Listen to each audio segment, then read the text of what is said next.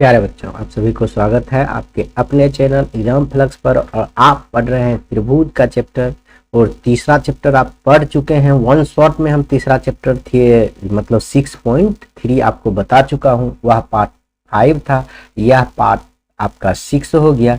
इसमें आपका क्षेत्रफल से संबंधित हम आपको प्रमेय पढ़ाएंगे।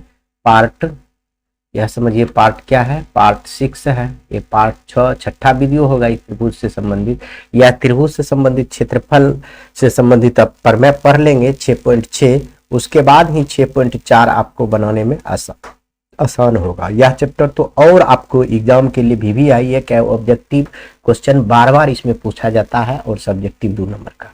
देखिए क्या होता है, कह रहा कि दो समरूप त्रिभुज का क्षेत्रफल उसके समरूप त्रिभुज का क्षेत्रफल का अनुपात जो है उसके संगत भुजाओं के अनुपात के वर्ग के बराबर होता है। यह साबित करना है।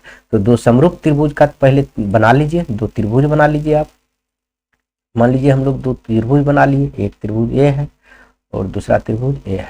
यह दोनों त्रिभुज हम आपको लिए बना लिए। यह दोनों त्रिभुज क्या होगा, समरूप है। समझ गए, आपको दिया हुआ है। इसका नामकरण कर लेते हैं।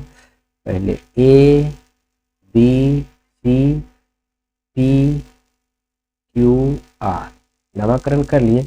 अब समझिए दिया क्या है वह लिख लेते हैं। पहले दिया है वह लिख लेते हैं। दिया है कि क्या दिया हुआ है बताइए कि ए बी सी तथा पी क्यू आर दो समरूप त्रिभुज है। दो समरूप, चाहे दो समरूप त्रिभुज है। तो आप ऐसे लिख दिए तो आपको ऐसे ले लिखना है कि ए बी सी त्रिभुज, ए बी सी समरूप पी क्यू आर। तो यह लिख दिए तो हो गया, समरूप त्रिभुज है।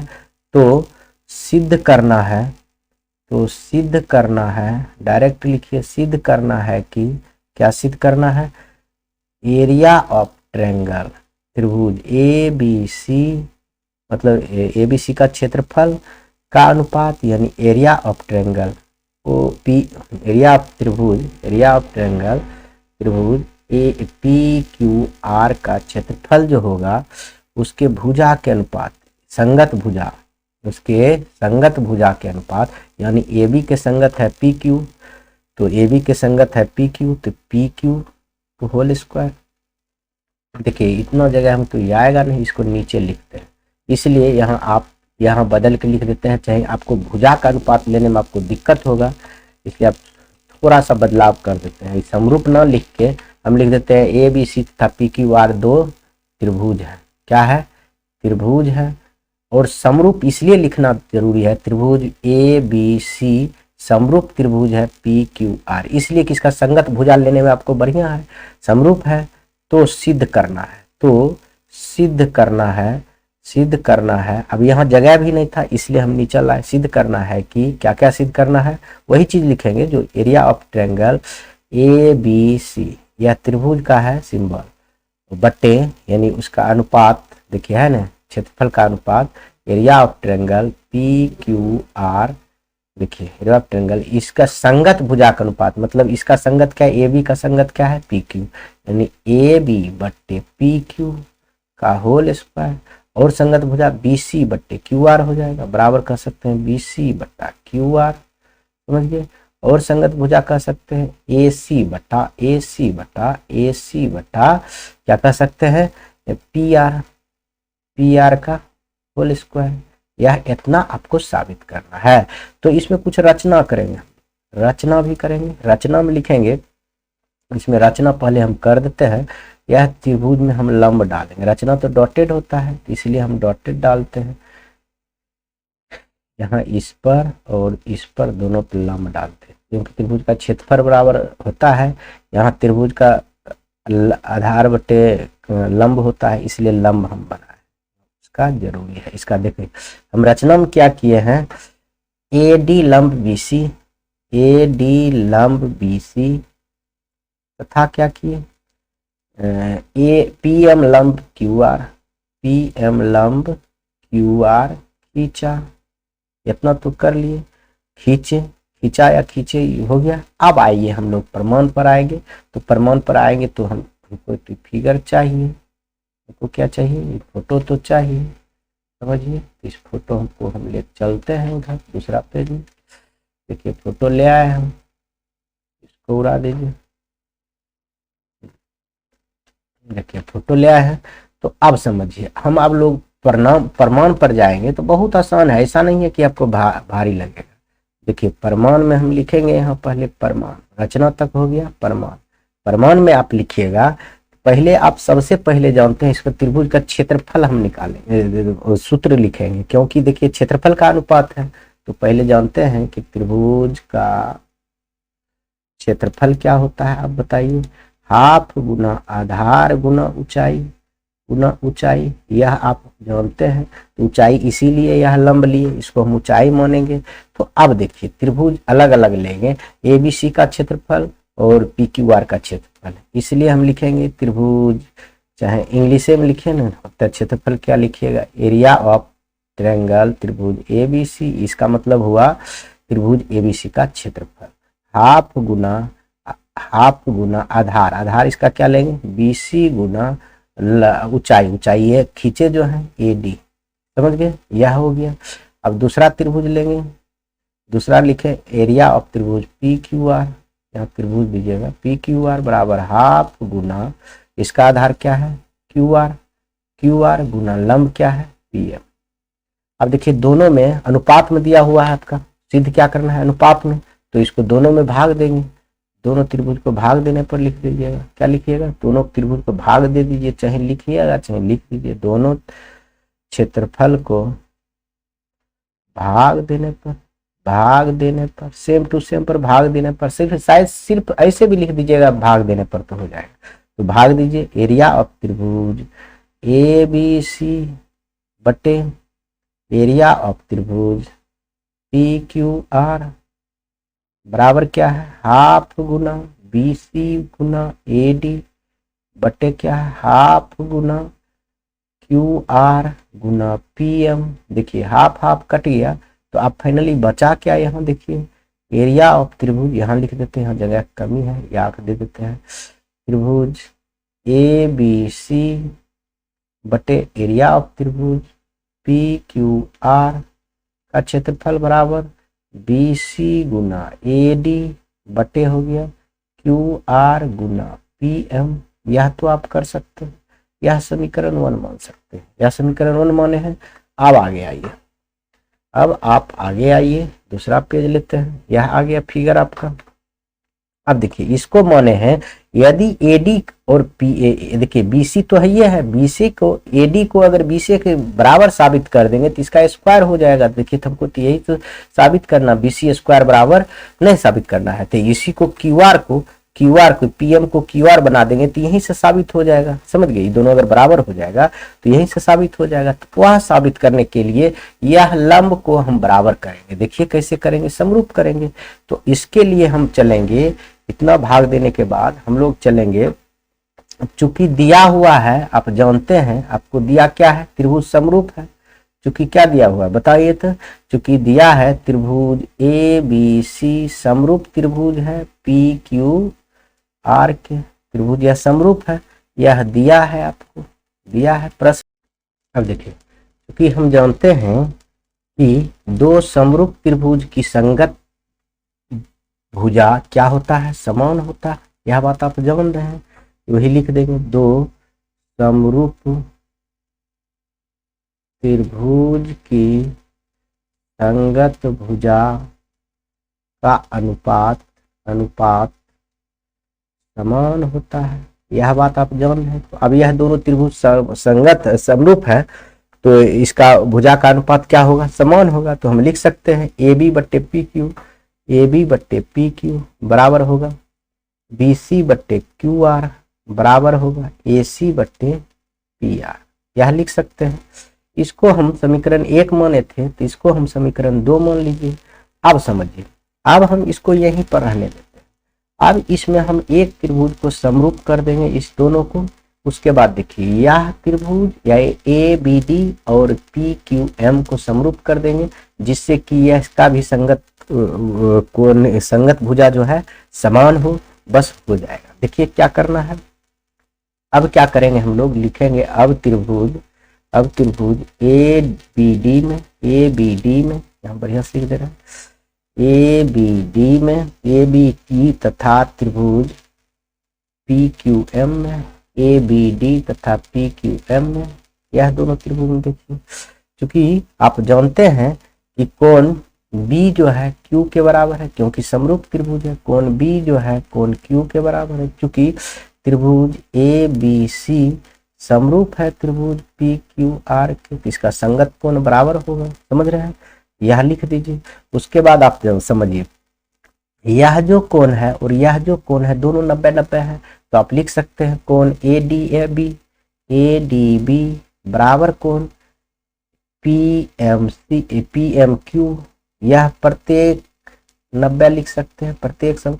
अब यह त्रिभुज में और यह त्रिभुज में दो कोण बराबर हो गया, यह इसके बराबर है, ई इसके बराबर है, तो त्रिभुज क्या हो गया, समरूप हो गया। इसलिए लिख देंगे त्रिभुज ए बी डी समरूप त्रिभुज हो जाएगा पी क्यू एम। किस नियम से, एंगल समरूपता से।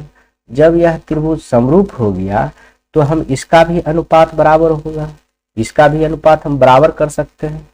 तो देखिए अब हम लोग इसमें क्या करेंगे, इसका भी अनुपात बराबर कर लेते हैं, इसको काला कर लेते हैं थोड़ा। देखिए एक सेकंड रुकिए बच्चा, हाइट क्यों हो गया।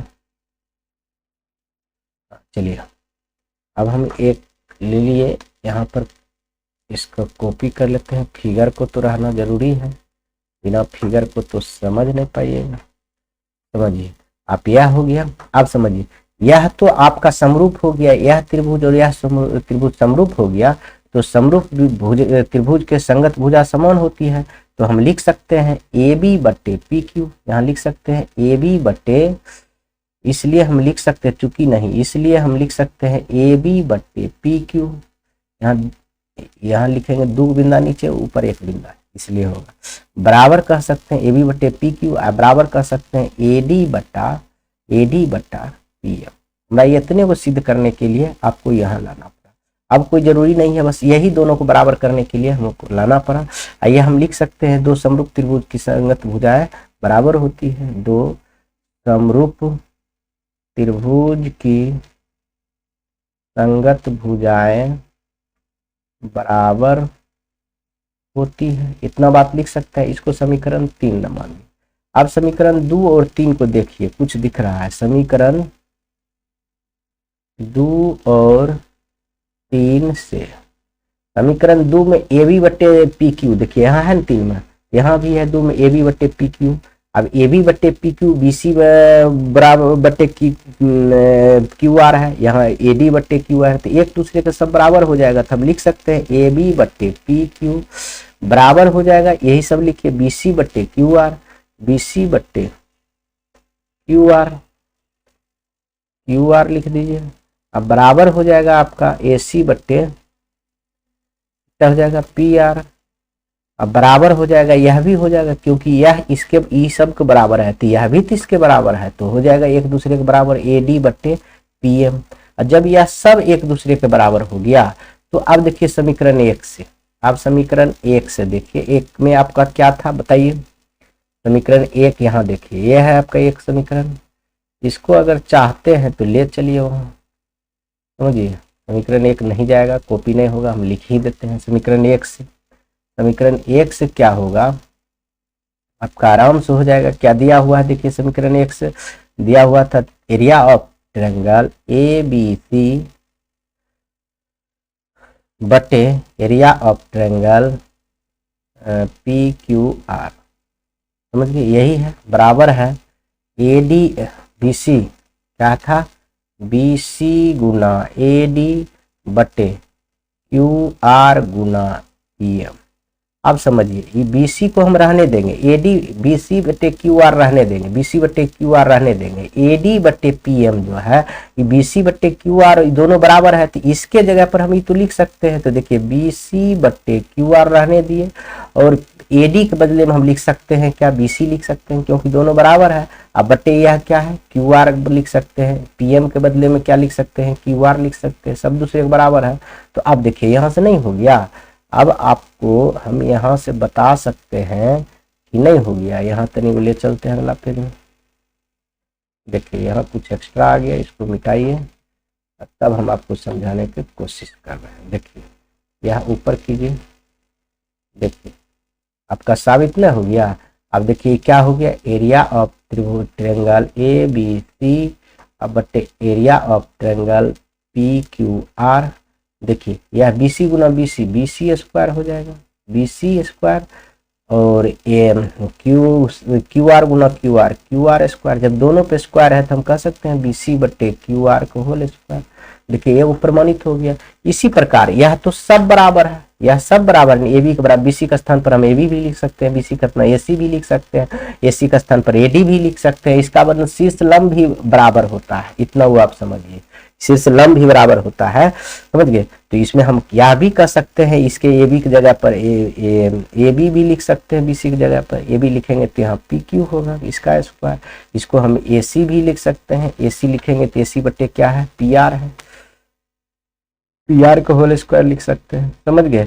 यह सब साबित हो गया, पी आर समझ गए होल स्क्वायर प्रमाणित हो गया। बात समझ में आया, बहुत आसान था। यह बात समझना बहुत जरूरी है। इससे आपको क्या मिला कि दो समरूप त्रिभुज का यदि क्षेत्रफल का अनुपात अगर क्षेत्रफल का अनुपात दिया रहे तो उसके संगत भुजाओं के अनुपात के वर्ग के बराबर, संगत भुजा का अनुपात भी होता है और उसके वर्ग के भी बराबर होता है। इतना बात आप समझ गए हैं। तो इसका एक विलोम अपना से हम बनाए हैं, जो कि ऐसे भी आप समझ सकते हैं, आगे आपका चैप्टर में काम देगा। जैसे कि ये है, यह थ्योरम आपका जो है ना काम देगा आगे चल के। तो यह आप देख सकते हैं एक लाइन, क्या देख सकते हैं, देखिए प्रमेय कहता है दो समरूप त्रिभुज का क्षेत्रफल का अनुपात उसके संगत, यहाँ संगत होगा, उसके संगत शीर्ष लंब के अनुपात के वर्ग के बराबर होता है। देखिए अभी हम वहां साबित कर चुके थे, यहाँ जो आप देखे हैं इनके संगत शीर्ष लंब के अनुपात के बराबर ही है। देख लीजिए संगत शीर्ष लंब के अनुपात के बराबर, इस एक दूसरे के बराबर है, तो इसको भी हम अनुपात के वर्ग के बराबर कह सकते हैं, कह सकते हैं ना,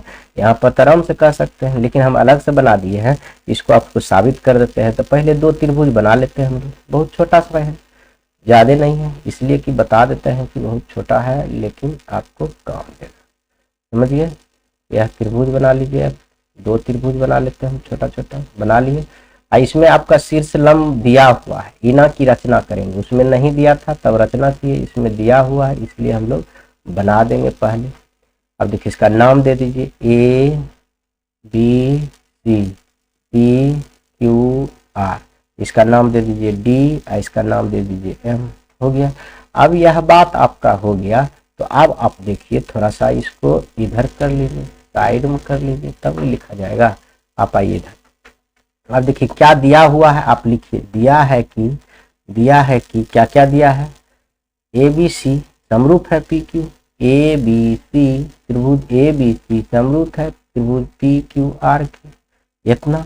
तथा क्या दिया हुआ है, ए डी लंब है बी सी पर, ए डी लंब है बी सी पर, इसमें दिया हुआ है, उसमें नहीं दिया हुआ था, रचना किए थे। तथा क्या है, पी एम लंब है क्यू आर पर, देखिए पी एम ई पी है, पी एम लंब है क्यू आर पर, इतना तो आप जान रहे हैं। आप आइए तो सिद्ध करना है, तो सिद्ध क्या करना है, सिद्ध करना है कि area of triangle A B C, त्रिभुज ए बी सी का क्षेत्रफल, area of triangle P Q R का क्षेत्रफल के अनुपात इसका शीर्ष लंब ए डी बट्टे पी एम के होल स्क्वायर, यही साबित करना है। तो अब हम लिखेंगे प्रमाण, अब हम लोग लिखेंगे प्रमाण में दो त्रिभुज को हम लोग जिक्र करेंगे, दूसरे पेज में चल जाते हैं प्रमाण लेकर, समझिए। प्रमाण में हम लोग दो त्रिभुज का जिक्र करेंगे, देखिए कौन कौन। यहाँ प्रमाण फिर से लिख दे रहे हैं, आप ध्यान देंगे। प्रमाण में लिखिए, प्रमाण में लिखिए कि त्रिभुज ए बी डी, पहले लिख लेते हैं तब आपको समझाते हैं। त्रिभुज तथा त्रिभुज पी क्यू एम, देखिए ए बी डी और पी क्यू एम, यह छोटा वाला इस बगल वाला त्रिभुज को आपको हम दिखा रहे हैं। तो क्या हो जाएगा, कोण बी बराबर कोण क्यू, कोण बी बराबर कोण क्यों हो जाएगा, क्योंकि यह दोनों समरूप है, तो संगत कोण है, ई और ई बराबर हो जाएगा, तो इसलिए लिखेंगे त्रिभुज ए बी सी समरूप त्रिभुज है पी क्यू आर, इसलिए ऐसा हो रहा है, यह तो हम लिख सकते हैं। उसके बाद आप देखिए, उसके बाद डी बराबर एम कह सकते हैं। यह देखो, यह और यह प्रत्येक 90 होने के कारण कोण डी हम लिख देते हैं बराबर कोण एम। क्या लिखेंगे, प्रत्येक 90 डिग्री होने के कारण, और दो कोण बराबर हो गया थी, त्रिभुज समरूप नहीं हो गया, इसलिए लिखेंगे त्रिभुज ए बी डी समरूप त्रिभुज हो जाएगा, त्रिभुज पी क्यू एम। जब यह समरूप त्रिभुज हो गया किस नियम से, एंगल एंगल समरूपता से, एंगल एंगल समरूपता से हो गया।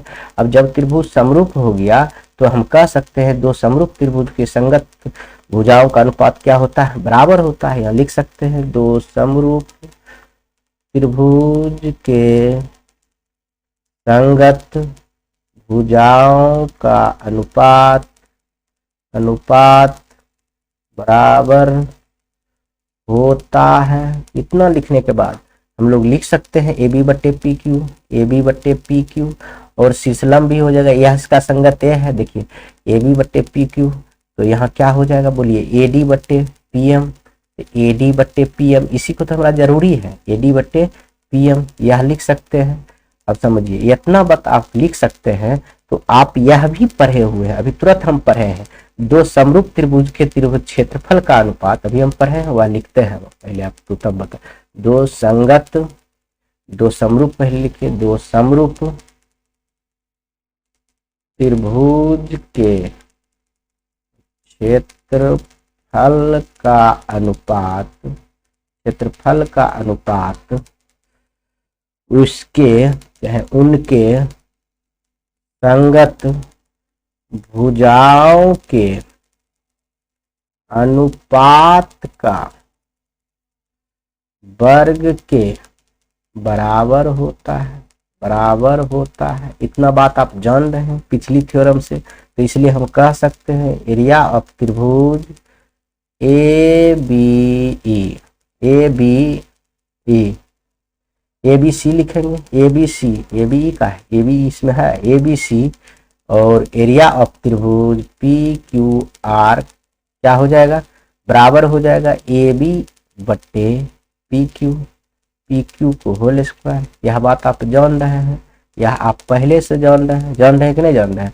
जब यह जान रहे हैं ए बी बराबर पी क्यू हम साबित कर दिए हैं, देखिए ए बी बराबर पी क्यू हम साबित कर दिए हैं, यहाँ साबित कर चुके हैं ना, तो हम इसको ए बी की जगह पर पी क्यू नहीं लिख सकते हैं, इसलिए हम लिखेंगे कि चूंकि लिख दीजिएगा, यहाँ चूंकि यहाँ इसलिए लिखिएगा एरिया ऑफ त्रिभुज ए बी सी का क्षेत्रफल और एरिया ऑफ त्रिभुज पी क्यू आर का क्षेत्रफल बराबर, इसके जगह पर हम लिख सकते हैं इसका शीर्ष लंब ए डी बट्टे पी एम का होल स्क्वायर। यही तो साबित करना था, हो गया प्रमाणित। समझ गए कितना आसान था, इसमें कोई विशेष था। अब आपका चैप्टर आ जाएगा, चैप्टर हम लोग दूसरे वीडियो में देखेंगे, चैप्टर 6.4। इसी के साथ वीडियो समाप्त करते हैं। आपका हम थ्योरम अलग से बना रहे हैं और चैप्टर अलग से बना रहे हैं, यह भी आप ध्यान दीजिए। थ्योरम को पढ़ना है तो बढ़िया से पढ़िए, उसके बाद चैप्टर बनाइए। अगर आपको भविष्य में अच्छा करना है तो थ्योरम भी ध्यान में रखिए, समझ गए। अगर आपको मैट्रिक टॉप करना है तो थ्योरम को सिर्फ समझ लीजिए क्या कह रहा है, उसके हिसाब से उसके अनुसार आपको क्वेश्चन बनाना है, समझिए। क्वेश्चन को ध्यान दीजिए। इसी के साथ वीडियो समाप्त करते हैं। जय हिंद।